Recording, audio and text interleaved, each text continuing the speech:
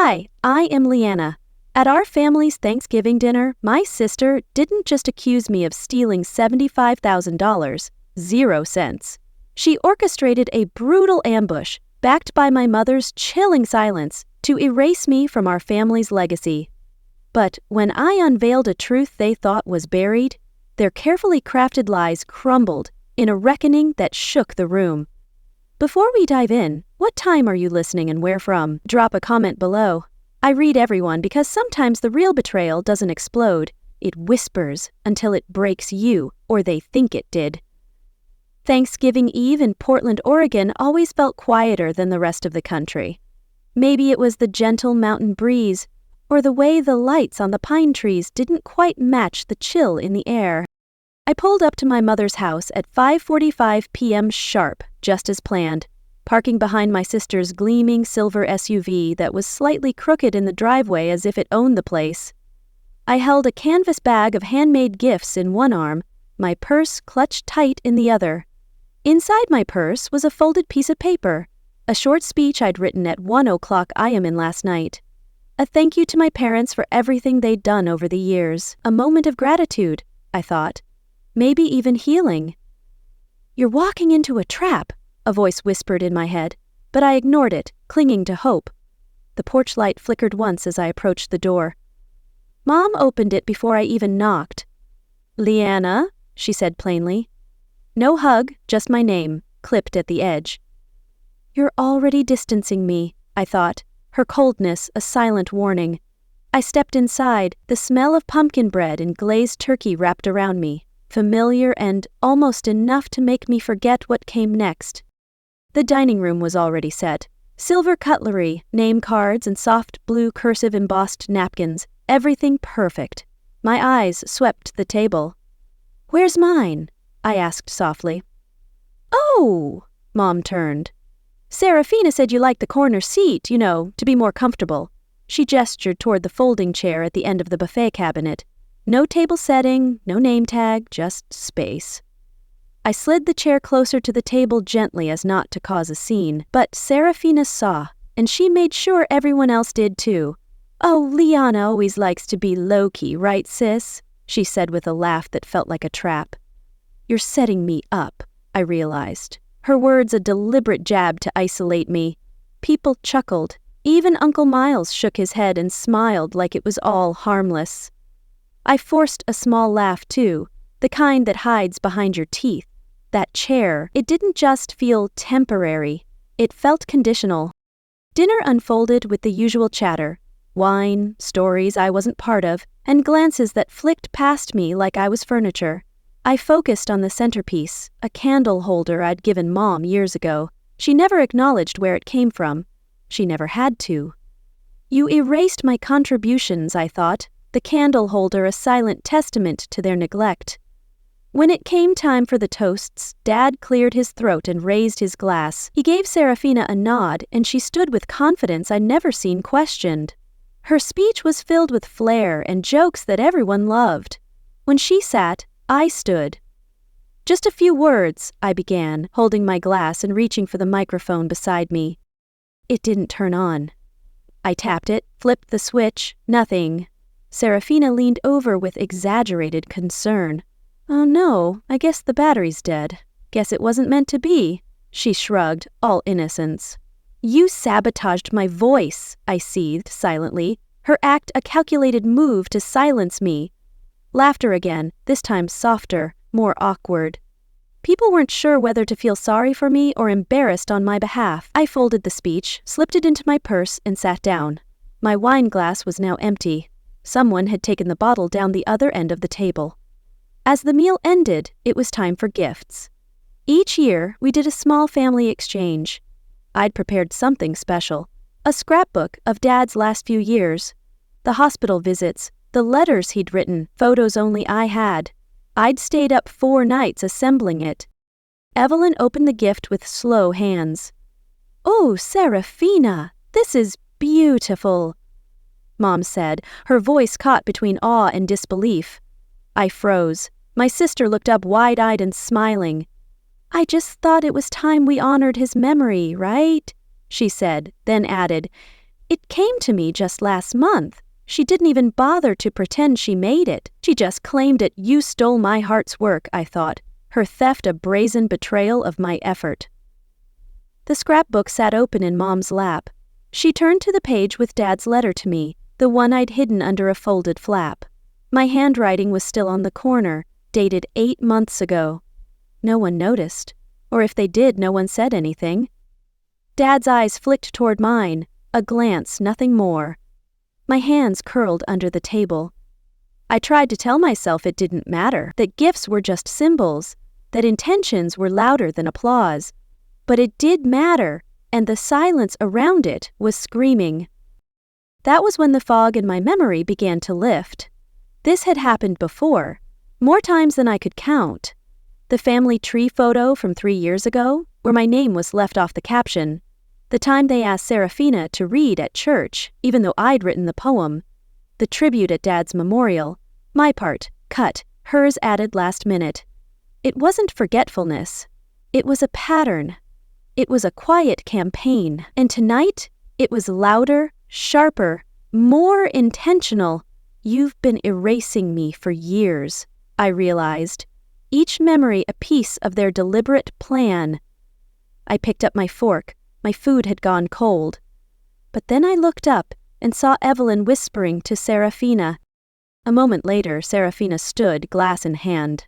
I know we're all so thankful to be together, she said with that voice, the one that always sounded rehearsed. But before we go on, there's something we need to clear up, something serious. Every face turned toward her, then slowly toward me, and I understood. The folding chair wasn't just a message, it was a warning. They dimmed the lights in the dining room just after Serafina's toast, and everyone began shuffling toward the living room like it was some grand procession. The same room we'd gathered in every Thanksgiving Eve since we were kids, now filled with adult tension, glittering paper, and a smell of clove-scented candles too strong to be warm. I followed last, not because I was being dramatic. I just didn't feel like walking into another spotlight meant for someone else. My chair creaked as I sat down. Not that anyone noticed. I might as well have been a coat rack. Laughter floated through the room as Serafina twirled in her heels with a plate of cookies, flanked by Julian and his girlfriend who couldn't stop talking about her yoga studio in Bend. On the coffee table, gifts were piled high, color-coded, tagged, and sparkling. I searched quickly with my eyes. Nothing. There was a gift bag from me. I'd placed it under the tree earlier. A small box of hand-poured candles I'd made with rosemary from Dad's old garden. I had written a simple note to Mom and Dad for quiet nights. Love, Leanna. It was gone. Not opened, not on display, just gone. You've erased my presents, I thought. The missing gift a deliberate snub. I tried not to overthink it. Maybe it had fallen behind the tree. Maybe someone put it in the wrong pile. Maybe it would show up. Instead of scanning the tree again, I reached for my phone, mostly to anchor myself. My fingers scrolled out of habit, but my brain whispered something I didn't want to hear. So I opened the forwarded email from Cousin Tessa. I remembered asking her for the address last week. She had sent it without question. I clicked details, and there it was, an empty CC field that didn't include me. Tessa had added my name manually as a separate forward. I hadn't been included in the original email. I hadn't even been invited. You never wanted me here, I realized. The email a confirmation of their exclusion. The fake smile on my face stayed in place out of pure muscle memory. But inside, something shifted. The kind of shift you feel in your chest when someone says no offense before saying something that slices you anyway. That sting crawled slowly through my ribs. I didn't belong here. I was in the room, but I hadn't been counted. I slipped the phone back into my lap. My jaw clenched, but I didn't say anything. I'd trained myself well. That's when I felt a small tug at my sweater. I looked down. Isla. She was 10 now. Same wide eyes I remembered from the last birthday I attended before the invitations quietly stopped coming. Hey, kiddo, I whispered, trying to sound normal. She held half a cookie, crumbs trailing her sleeve. Aunt Leanna, yeah. Is it true you used to steal from Grandma? I blinked. What? She said, you always take credit for stuff you didn't do, but it's okay now. I guess we're not supposed to talk about it. You've poisoned her mind, I thought. Serafina's lies tainting even a child's view of me. The words sat between us like cold soup. What? Who told you that? Mom, but I'm not supposed to say. Isla nibbled the edge of her cookie. I think it's old stuff, like before I was born. I felt a small tear sting the inside of my eye. Not because of what Isla said, she was just repeating what she'd been taught, but because the damage was already done. Isla! Serafina's voice called from across the room. She waltzed over with the same poise she wore when she used to lead community theater plays. Sweetheart, come help me pass out these. Isla scurried away. Serafina's gaze lingered on me for a moment, half smile, eyes empty, and then she turned and walked off. I sat there, the blood behind my ears pounding like a warning bell. That was the moment I realized it wasn't just a pattern of oversight. It was character assassination, carefully crafted, shared in whispers, coated in just enough sugar to sound like concern. I leaned back and stared at the fireplace, silent, useless, just like I was supposed to be. I remembered the night I'd paid Dad's rehab bill. He was too ashamed to tell anyone he'd relapsed. I'd driven down from Eugene, signed the forms, paid from my savings. Not even a thank you. He'd just said, "Don't tell your mother." That night, Serafina posted on Instagram that night, so proud of our family coming together in hard times. She got 150 likes. I got overdraft notices. You claimed my sacrifice, I thought. Her post, a theft of my silent support. I'd let it go because family, because image, because no one likes the sibling who makes a scene. But tonight, even the children were carrying the message that I was some sort of liar, a thief, an outsider, and I wasn't even given the dignity of correcting it. I finished my wine in 2 slow sips. The lights on the tree blinked in a rhythm that felt rehearsed, like everything else in this house. From across the room, Serafina whispered something to Julian. He glanced at me, and then they both turned their backs. I didn't get up when everyone returned to the dining table. I waited until the last laugh faded and the scraping chairs stopped echoing across the hardwood floors.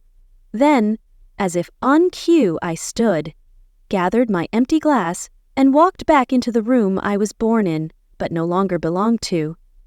The plates for dessert were already out. Blueberry and walnut pies, store-bought, but fluffed up with whipped cream, and the illusion of tradition. Someone had lit a nutmeg candle in the center of the table, and its scent curled around me like smoke. My chair hadn't moved, still just slightly apart from the others, a hair's breadth, but emotionally, it might as well have been across the street. I sat down. Serafina tapped her spoon sharply against her wine glass. The room fell quiet, attention shifting instantly to her like a reflex. "I'd like to say something before we cut the pie," she said with a grin that didn't reach her eyes. I stiffened. The room expected another toast, maybe something about gratitude or the meaning of family. But she cleared her throat and said it in a tone I'll never forget. "Give back the $75,000 0 cents or you'll never see Mom and Dad again. You're staging my execution," I thought, her words a public crucifixion of my character. No one moved. I thought I'd misheard. Aunt Clara let out a soft gasp. Isla froze mid-bite. Julian's girlfriend slowly set down her wine glass. I turned my head slowly, trying to catch a smirk on Serafina's face. Some sign this was an ill-timed joke. There wasn't one. "What did you just say?" I asked barely above a whisper. Julian, who'd been silent most of the evening, jumped in like a second act. "Ugh. You moved money out of Mom's estate last year when you said it was to cover hospice bills. We saw the statements. Every one of us." "You're her accomplice," I realized. "His support a betrayal of our bond." My hands tightened around the edge of the table. "You think I stole from her?" I asked, my voice cracked but calm. "No," Serafina replied, leaning back casually. "We're not accusing you. We're demanding you give it back. There's a difference." The air turned dense, like a curtain had dropped between me and reality. I looked at Aveline, my mother, but her eyes were on her lap. Her napkin suddenly seemed fascinating.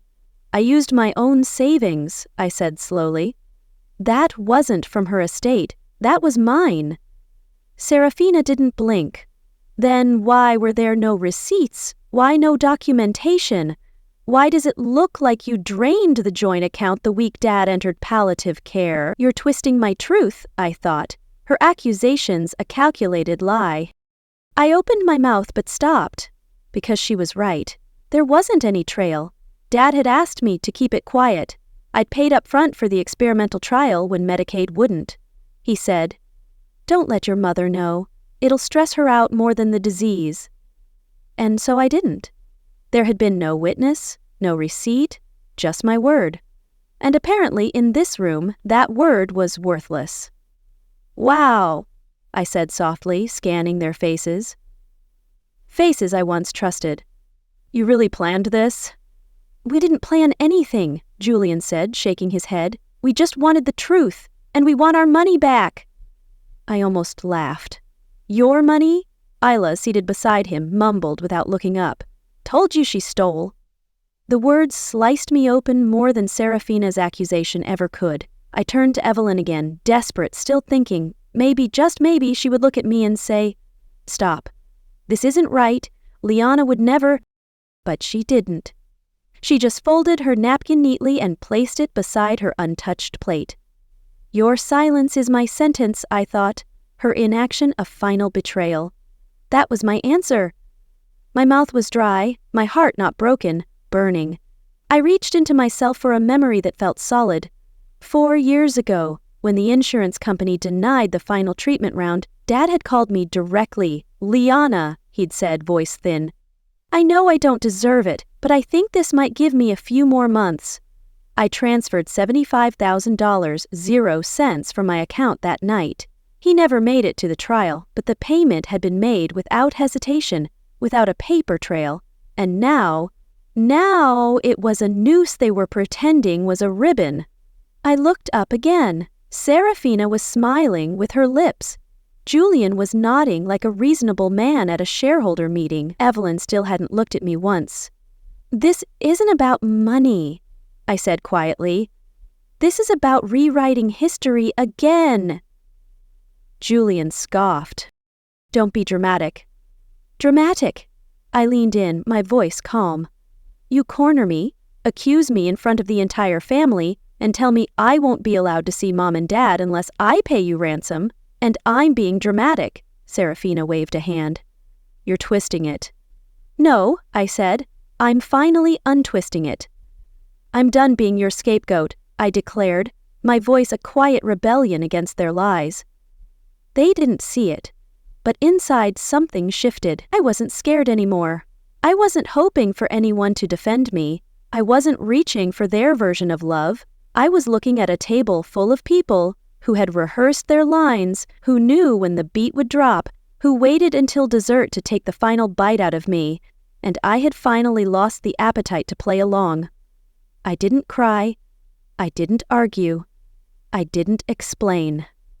I looked at Serafina dead in the eye and whispered to myself, "You're not asking for money, you're asking for silence." And I was done being quiet. The murmurs didn't stop immediately. They lingered like perfume after someone has left the room, faint but unmistakable. I sat there, still. No one looked my way, not Serafina, not Julian, not even Evelyn. The pie sat untouched at the center of the table, slowly losing warmth like the room itself. I pushed my chair back gently and stood, muttering something about needing air. No one asked if I was okay. No one followed. I made my way to the kitchen, not even bothering to fake a smile this time. The clatter of forks and fake laughter from the dining room trailed me like a shadow I couldn't shake. I leaned against the counter for a moment, hands still curled tight around my phone like a lifeline I hadn't quite cut yet. That's when I saw it. Dad's old laptop. Evelyn still used it for basic things, checking emails, watching podcast replays, organizing holiday cards. It was open, probably from earlier when she'd been printing place cards, minus mine. I sat down, less because I wanted to snoop, and more because my legs just didn't want to hold me anymore. The desktop was still open, no password. I clicked the email icon, out of habit more than intent. not expecting to find anything, just looking for something to focus on that wasn't my own breath coming too fast, too loud. Her inbox was cluttered. Promotions, unread community newsletters, a half-drafted reply to Aunt Clara, and then drafts. I clicked. There were dozens. Most were empty or titled with placeholders, but one stood out. Subject line: Yesterday, I wish you knew. Dated 8 months ago. I stared at it. My hand hovered over the trackpad for a second longer, as if opening it would confirm something I didn't yet want confirmed, and then I clicked. It opened with, "No password." Her words filled the screen in that flat black font she always used. Times New Roman. 11 point. You paid for everything, I know that. I'm not blind. I just didn't know how to tell Serafina. She's not the golden one. You do things with your whole heart. That terrifies me. You knew my truth and chose her lie, I thought, her confession a dagger to my trust. There was more, but I didn't need to read further. I read it twice anyway, maybe 3 times. Each time a different sentence hit harder. The words weren't cruel, they weren't kind either. They were honest, and that was the worst part. She knew. She had known. All this time she saw what I did, what I gave, what I carried, and she still chose to sit in silence while her other children tore me apart. She had her chance tonight. She could have stood up, but she stayed quiet. Not because she didn't believe me, but because she did. She didn't protect me because she didn't want to upset Serafina. She didn't want to shift the family's mythos, its neatly packaged illusion, where Serafina was the golden girl and I was the bitter spare. I shut the laptop slowly. Outside, someone was laughing again. Dessert had resumed. I could hear forks tapping plates and someone singing a line from a Norah Jones song slightly off-key. In that moment, I wasn't just excluded, I was sacrificed. I caught my reflection in the microwave door across from the sink. My lipstick had faded. My eyes looked tired in a way concealer couldn't fix. For a second, I didn't recognize myself. Not because I'd changed, but because I finally saw what they saw when they looked at me. An easy scapegoat, a placeholder daughter, a woman they only remembered existed when they needed a check, a ride, a favor. You've made me invisible, I realized. The reflection, a mirror to their betrayal. And they remembered quickly. I stood there, letting the weight of Evelyn's unsent message settle over me. Years ago, after I paid off the last of the mortgage on this very house, Evelyn left me a voicemail. It was short, mumbled, clearly uncomfortable. We're grateful. I mean, I know you don't like praise, but thank you. I deleted it. Back then, I told myself actions mattered more than words, that love didn't need to be performed to be real.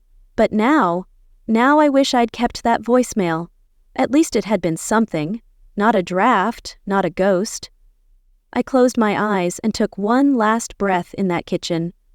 Then I walked back into the dining room. They were halfway through pie. No one looked up, not even Isla. I grabbed my coat from the back of the chair. Serafina raised an eyebrow without pausing her bite. Leaving already? I didn't reply right away. I pulled my scarf from the hook by the door, wrapped it around my neck slowly, purposefully. Then I turned to her and said, "Tell Mom I found her draft." Your secrets are exposed, I thought, my words a quiet challenge to their facade. And then I walked out, coat half-buttoned, dignity intact. The next morning, I found myself sitting at a corner table in a nearly empty cafe 2 blocks from my apartment. The coffee had gone cold in front of me, untouched. I wasn't reading. I wasn't scrolling. I was just holding space. My mind played that draft email over and over like a broken loop. Evelyn's voice, even through typed words, kept echoing inside me. You do things with your whole heart. That terrifies me. I wanted it to stop. I needed something to break the cycle. I reached for my purse, half expecting to grab my earbuds, maybe distract myself with music, but my fingers brushed against an envelope instead. Thick ivory-colored. I remembered it now. Serafina had handed it to me earlier that week after lunch. Just an update, she'd said, waving it like it was nothing.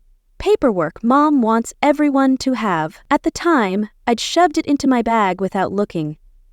I didn't want to think about more documents, more reminders of shared responsibilities that always fell to me but never returned to me. Now, though, I opened it. Inside was a copy of their newly revised will. I unfolded it slowly. The legal wording was dense, written in the same cold, polished tone all lawyers seem to favor, designed to say everything while meaning as little as possible. My name wasn't there. Not once, not under the home, not under the joint savings, not under the life insurance, not even a personal item listed for sentimental value. I flipped the pages twice, then a third time. Nothing. A line near the end said it all. Liana has been provided for outside of this will. I hadn't been. That sentence was fiction. A formal lie dressed in official language. You've erased my legacy, I thought. The will a final act of exclusion. I stared at the paper like it might rearrange itself if I looked long enough. My coffee sat untouched. My heart didn't even ache. It simply stalled. I wasn't just erased. I was replaced.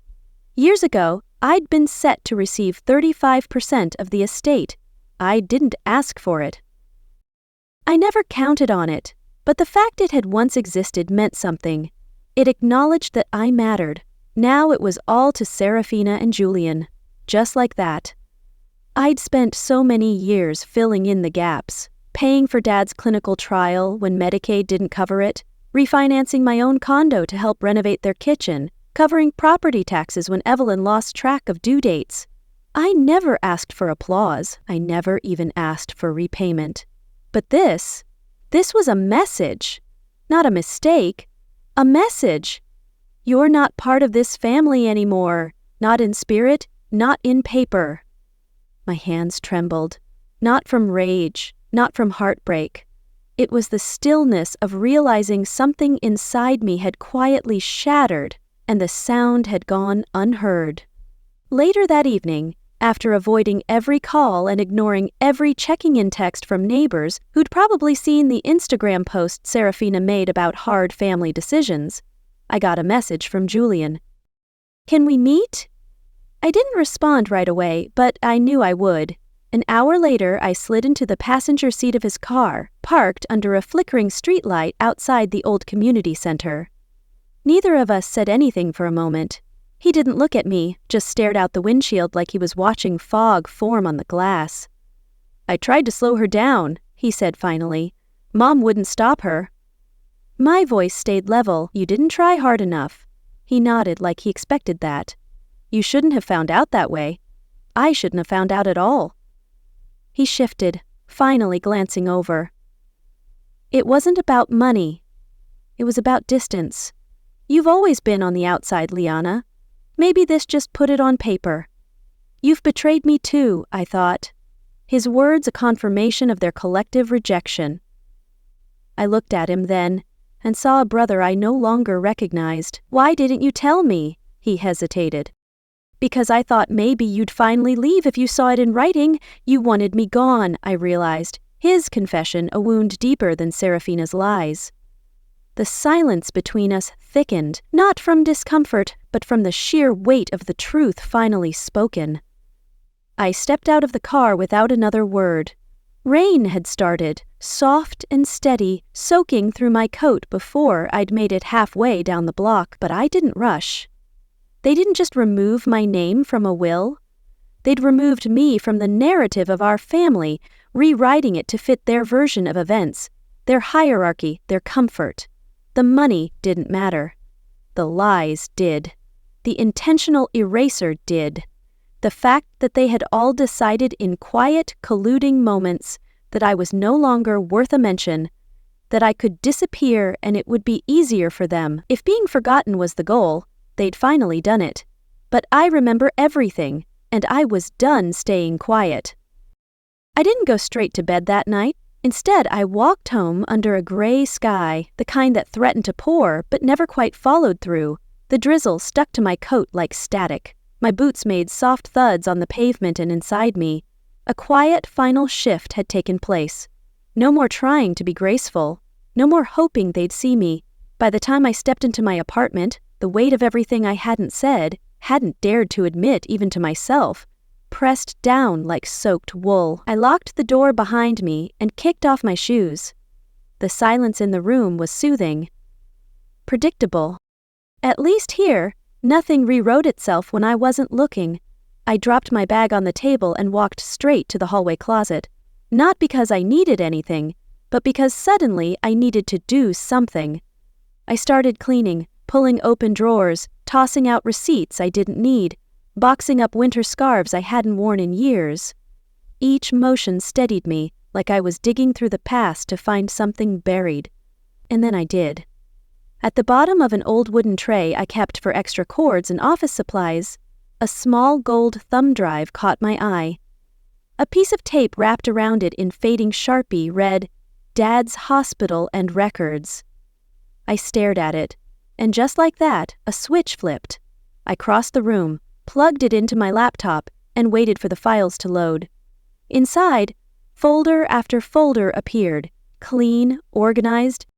My old self had been meticulous. Medical invoices, email printouts, transfer logs, notes I'd written to remind myself who had said what on which phone call, and there it was, a PDF dated almost 4 years ago. $75,000, 0 cents, wire transfer to Willow Creek Hospice Trust. I opened it. It was from my personal checking account. Not Evelyn's, not the estate. Mine. Time-stamped, verified, final. Every doubt they'd tried to plant about me, every accusation, every twisted retelling, this document cut through it like glass. You can't deny my proof, I thought, the PDF a shield against their slander. But that wasn't all.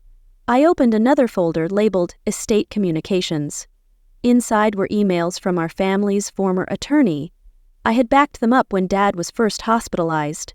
One attachment caught my eye, the scanned version of an early draft of the will from 5 years ago. My name, clear as day, listed next to 35% of the estate, alongside specific items from my father's study he'd said were meant for the one who remembered. I exhaled slowly. Then I reached for the updated copy Serafina had handed me, the one that erased me. I opened both side by side. Something felt off. It took a few minutes before I saw it, the signature Evelyn's on the new version. Her cursive was uneven, slanted backward. The E lacked its usual loop. I opened the old birthday card she'd written me in September, still on my fridge. Compared the two. Not even close. I zoomed in on both screens. The signature on the will wasn't just odd. It wasn't hers. You forged her name, I realized. The discrepancy a smoking gun in their deception. My pulse steadied. For the first time in weeks, I didn't feel powerless. I felt precise. I'd spent the better part of 3 decades quietly untangling financial knots for other people, reviewing trust documents, identifying forgery, building airtight audit trails. They forgot who they were dealing with, I whispered out loud as if testing the words for weight. You want to come for me with legal documents? I smiled just slightly. You chose the wrong sister. I began dragging files into a new folder, rebuilding timelines, labeling evidence. Then I pulled out my phone and texted someone I hadn't spoken to in over a year. Me. Hey, I might have something for you, just hypothetically. She was a compliance attorney at the district attorney's office. She'd seen me hold my own in state audits. We weren't friends, but we had mutual respect. Her reply came in under a minute. Her? Got time after the holiday? Want coffee or war room setup? I smiled. Me? Let's say both. I'll bring the files. The truth will out, I thought, the text a first step toward justice. I didn't need a lawsuit, not yet, but I needed the truth out of the shadows. This wasn't about revenge. It was about record. Because when they tried to rewrite the past, they forgot one thing. I kept the receipts. I didn't sleep the night after I found the files, but I wasn't restless. I was resolute. In the early hours, I sat at my kitchen table with coffee gone cold, and the faint hum of the fridge keeping me company. The folder on my desktop was complete, the audio clips trimmed, the statements labeled, the chain of custody secure. By mid-morning, a text from Julian appeared. Julian. Serafina wants to smooth things over. Thanksgiving dinner round 2. Just family. No apology, no acknowledgement, just a casual attempt to smooth things over, like I'd spilled wine on a tablecloth. You're trying to bury the truth, I thought. His invitation, a desperate cover-up. I stared at the message, then typed 2 words. Let's finish it. I dressed like it was a regular Wednesday. No drama, no confrontation in my posture. But I did change my earrings. They were small gold drops my father once gave me when I got promoted. Symbolic maybe, but I needed the reminder. Before I left, I slipped a manila envelope into my tote and tapped one last icon on my phone, the folder labeled Redemption. The drive back to the house felt surreal, almost like returning to the scene of a crime. And maybe I was. The same front door, the same wreath, the same too perfect lighting Serafina always insisted on dimming, just enough to look warm in photos, but this time, I didn't pause on the porch. I walked in. The dining room looked nearly identical to a week ago, minus the folding chair. It was gone. In its place, a regular seat, unmarked, unlabeled, but everyone else had place cards. I didn't. Not again. Serafina greeted me with her version of politeness, teeth clenched behind glossed lips. "Glad you made it," she said. "We just want peace, you know." I nodded once. I brought something just in case the troop wanted to join us this time. "You're nervous," I observed, her forced calm a crack in their facade. Julian shifted in the corner. Evelyn fussed with a candle that didn't need fixing. I laid my phone gently on the center of the table face down. No words. Let them squirm a little first. Dinner began like a bad script, casual banter, half-hearted questions about work and the weather, but no one looked at me for long. Even Isla, once so curious, kept her eyes on her plate. I waited until coffee was poured. Then I tapped play. The room froze at the sound of Cecilia's voice, our family maid for over a decade. The recording was clear. She told me not to dust the side drawer. That's where she kept the backup. Will said she'd clean it up before anyone noticed. I didn't want trouble. Evelyn's spoon clattered into her cup. Serafina's smile vanished like fog in sunlight. Julian pressed his lips together, his gaze fixed on the tablecloth. But I wasn't done. Clip 2. Serafina's laugh filled the room. A recording taken during one of her wine-fueled backyard parties. Clip I hadn't meant to capture, but the truth has a funny way of saving itself. Liana's too quiet to fight back. She'll probably cry and disappear. That's her thing. Besides, once it's in writing, it's real. No one checks signatures. They just sign where I say. You've exposed your own lies, I thought, the recording a damning indictment of her deceit. I didn't look around. Immediately, I let them feel it. When I finally raised my eyes, Evelyn was pale. Julian stared out the window. "Serafina!" Serafina didn't blink. I took a sip of my water, then placed a sealed envelope beside my phone and slid it toward the center. "This," I said calmly, "is a formal report prepared for the district attorney's office. It includes financial records, forgery assessments, and witness statements.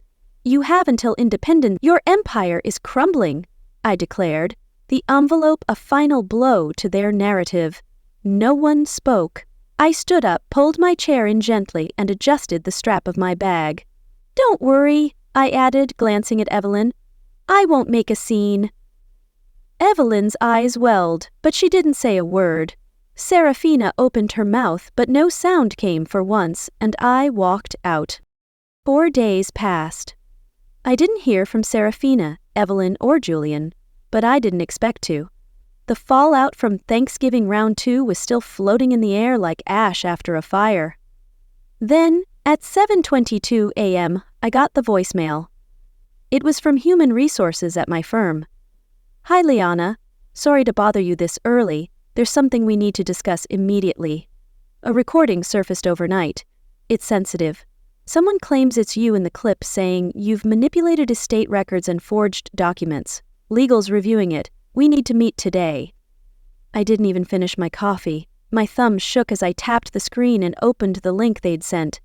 There I was, my voice anyway, spliced together to say words I'd never strung in that order. Covering trails, forging language. Doesn't matter. They'll believe me anyway. Fake, but precise, deliberate. I paused it, took a breath, played it again. It was my voice, my tone, my pauses. And yet I'd never said that. Not in that order. Not like that. I knew immediately, Serafina, she'd hit back. You're fighting dirty, I thought. Her counterattack a desperate attempt to discredit me. For a moment I sat frozen in my car outside the office, gripping the steering wheel so hard my knuckles whitened. What if they believe her? I whispered to no one.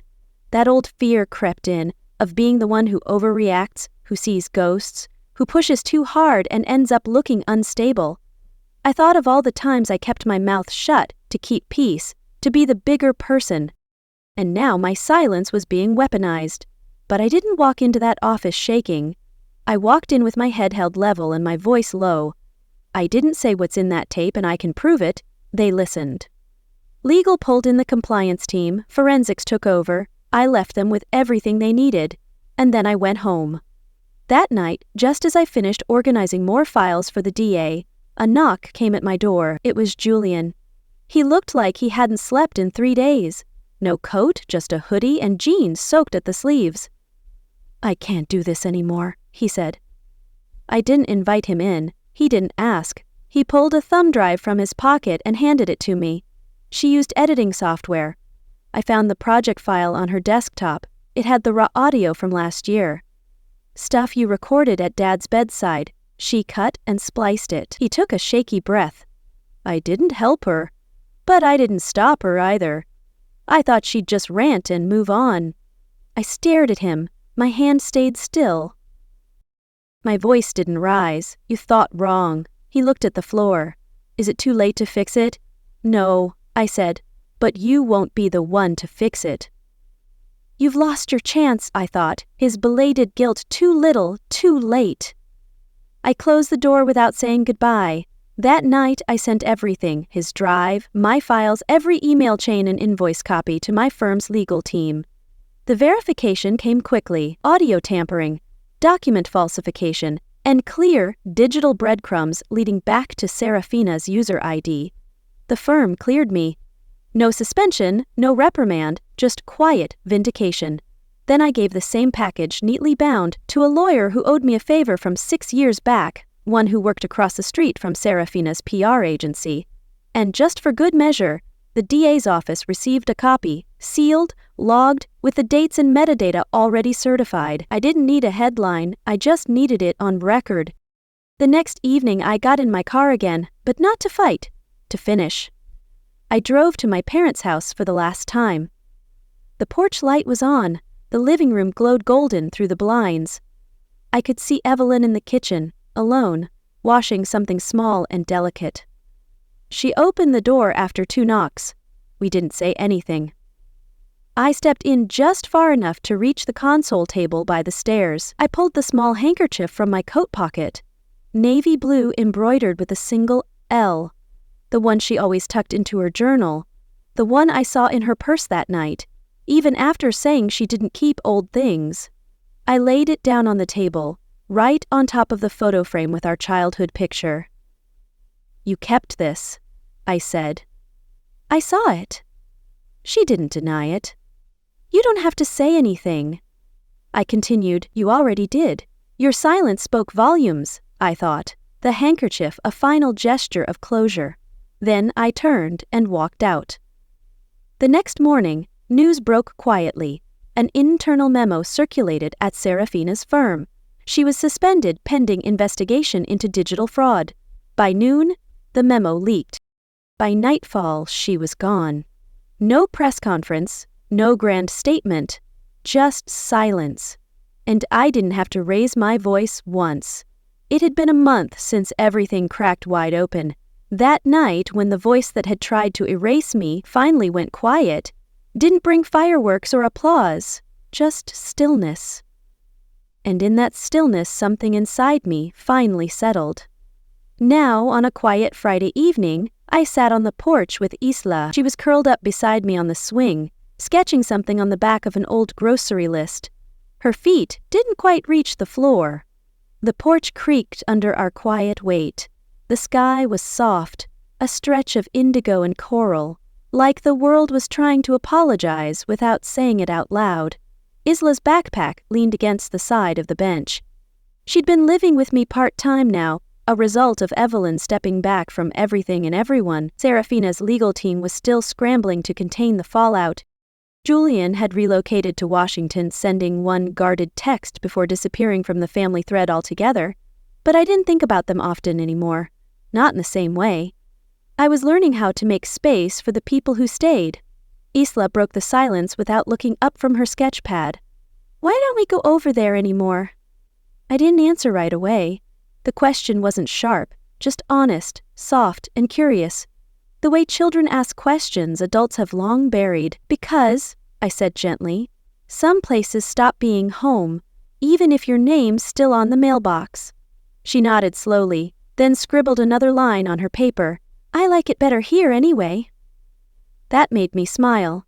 Not the kind of smile you wear for others, but the kind that seeps out from your ribs when something old starts healing. I reached over and smoothed her hair behind her ear.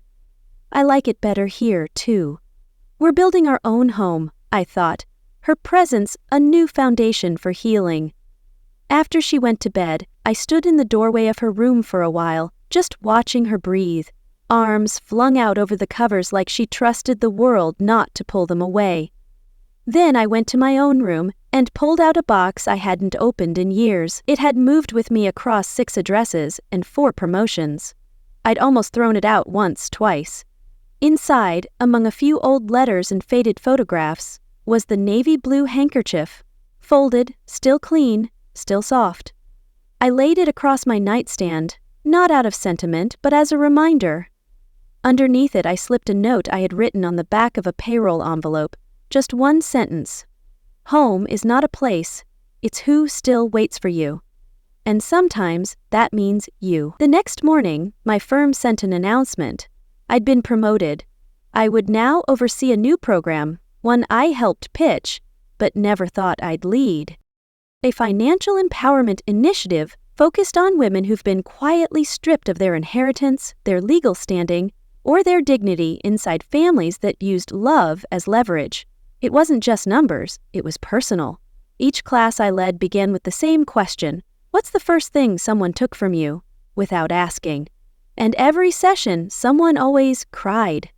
Not because they were sad, but because they realized they weren't crazy or alone. I didn't need a trophy for that, I just needed to show up. Later that week I got a voice message.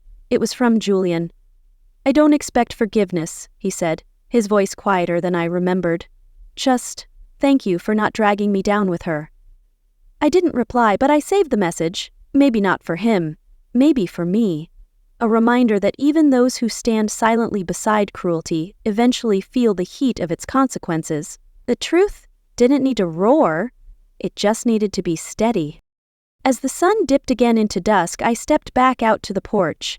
Isla was already asleep, a small blanket tugged up to her chin. The air was crisp. The silence didn't feel empty anymore. I'd stopped waiting for someone to come back and make it all right. The apology never came. Neither did the handwritten letter. The will wasn't rewritten. There was no redemption arc, no reunion hug.